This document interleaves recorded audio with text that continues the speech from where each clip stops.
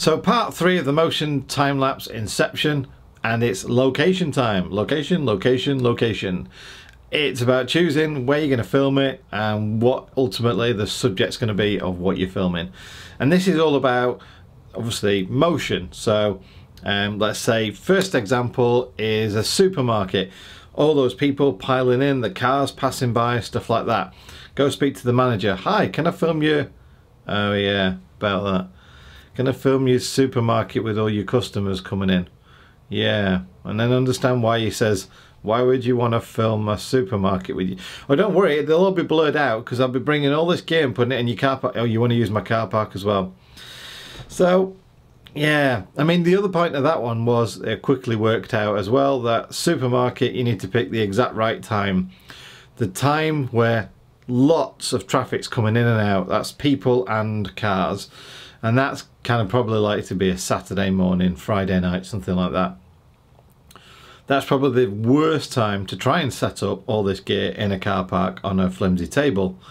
So yeah, supermarket, it was all right idea, but no, practical reasons it just doesn't work out.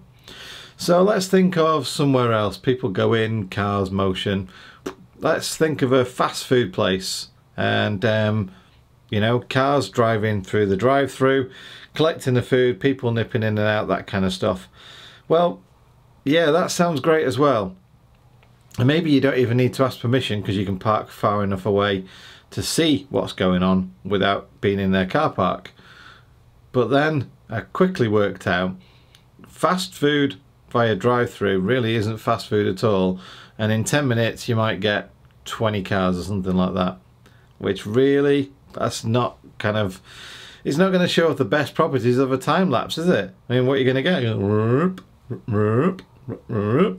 No, so that didn't work out either. So I was quickly beginning to think of other ways of creating this motion, this intrigue in whatever it is, you know, the interest in the image that I am speeding up or whatever.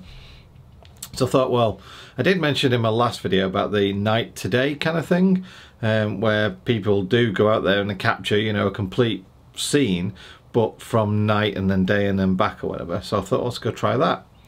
And I took one of my average cameras, because obviously there's no point taking the GH5 and smartphones, you know, is the other end of the scale. So I thought, well, I'll just take an average camera. So I took my TZ100, which is a little point and shoot thing. There it is. So I took that little TZ100 point and shoot and did kind of like an idea of what I wanted to do, which was traffic at night, you know, where you get the white lights coming towards you and the red lights moving away, that kind of stuff. Quickly kind of figured out within about half an hour of being there that the night today you'd have to pick the right times, but that obviously it lasts longer than 10 minutes. So if you chose the more darker time, the camera just makes it look really grainy and doesn't really pick it up. And if you chose the lighter times, people don't have the car lights on, that really doesn't work either. But I was getting there at this stage, you know, I'm thinking, well, hang on a minute then. So what I did get here was, it was quite late at night, but there's plenty of motion, plenty of activity. So I think that's where I may be going. The other thing that I might be doing as well is I might decide to do something like Mackie D's, you know, the Golden Arches, don't want to say brand names, but go and sit outside there at like 20 past 10 on a Sunday morning. So everyone's got a hangover, everyone wants to get that last bit of the breakfast because they stopped serving at 10:30, and it's going to be rammed, people going in and out, cars going through and stuff like that. And it's only brekkie, so the service time should be faster. So that might be one.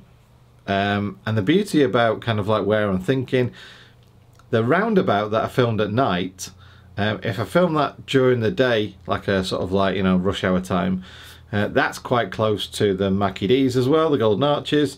So that could well kind of like kill two birds with one stone.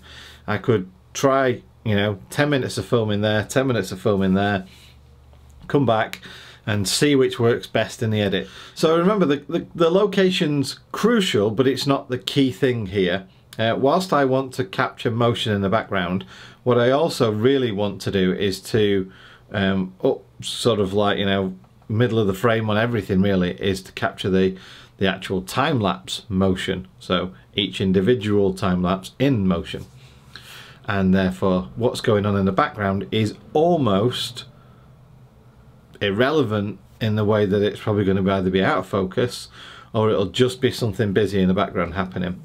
You're not going to be sort of like there sit on a static shot of you know, a building with people going in and out, or a roundabout with people going around it, because the cameras are going to be in motion, so they're going to be moving around the scene, so they're going to capture different elements of that motion in its you know, in its action, if you like.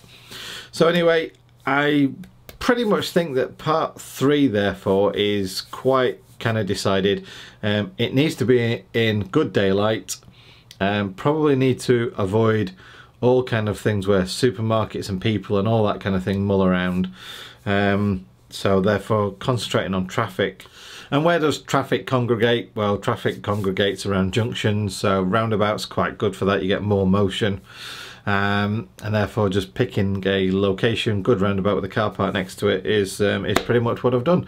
And like I say, this particular location also allows me, if I wanted to do a secondary kind of shoot of Mackie D's at the early hours of the morning, or you know, like breakfast time serving in the morning.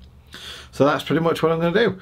So I just also want to say, if you're still watching this video, bear in mind this is the 3rd video, and you're understanding what the hell it is I'm doing and you're intrigued, I just want to say a massive thank you very much, because like I've told a few people about this and you can see them glazing over, and you can see a couple of other people quite interested. So it's a proper Marmite kind of thing. You either get it, you like the idea, or you just think I'm balmy and off my rocker. So yeah, if you're here, I guess it's the Howard Stern moment. If you don't know about that, check it out, whereby you just want to see what the hell I'll do next, or you're really kind of like into what I'm doing. So yeah, thank you very much for watching, really do appreciate that. So next time out is the big day. Set up, start to play around, make sure it all works, film it, maybe film it again at a different kind of like, you know, part of the location, and then come back, edit, and hopefully there's something there that makes a final film. That's the idea. So yeah, keep watching, and the very next episode should reveal exactly what happened, and hopefully shortly thereafter you'll see the final thing. And speaking about the final film as well, I'll probably make that a bit more than just like a couple of minutes of a time lapse played out. So the final film probably is going to be about 5 minutes, a little bit of the prelude of how it came to fruition, a little bit of the setup, and then the actual film itself. So yeah, that's probably going to be episode 5 if it all works out. Right then, take care, I'll catch you in the next video. Bye.